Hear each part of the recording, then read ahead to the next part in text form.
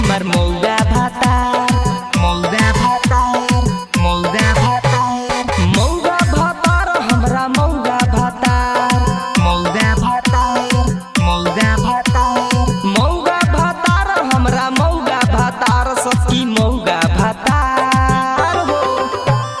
चढ़ल जवानी हमर होता बेकार होता बेकार होता बेकार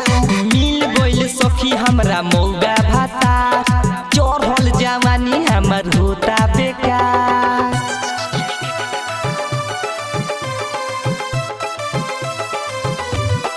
एटी म्यूजिक रिकॉर्डिंग स्टूडियो दिल्ली। मिल गइल सखी हमरा मौगा भातार सजिया को जगले बिहान हो जाता कोइल सारा मेकअप जियान हो जाता कोइल सारा मेकअप बेकार हो जाता सजिया को जगले बिहान हो जाता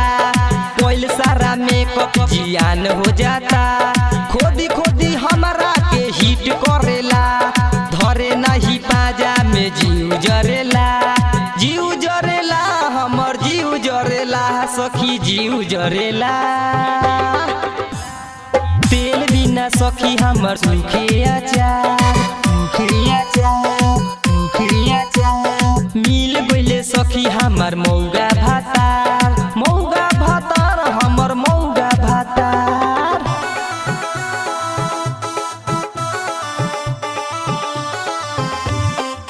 एटी म्यूजिक रिकॉर्डिंग स्टूडियो दिल्ली।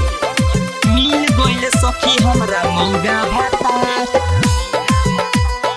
चढ़ल जवानी हमर होता बेकार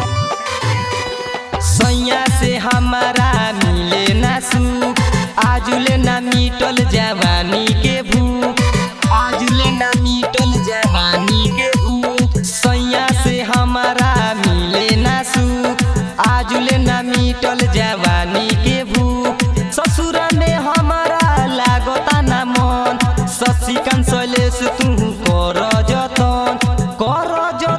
तू कर जतन तू कर जतन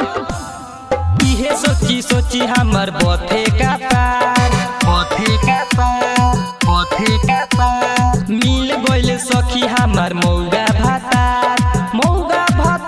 हमर मौगा भातार। एटी म्यूजिक रिकॉर्डिंग स्टूडियो दिल्ली।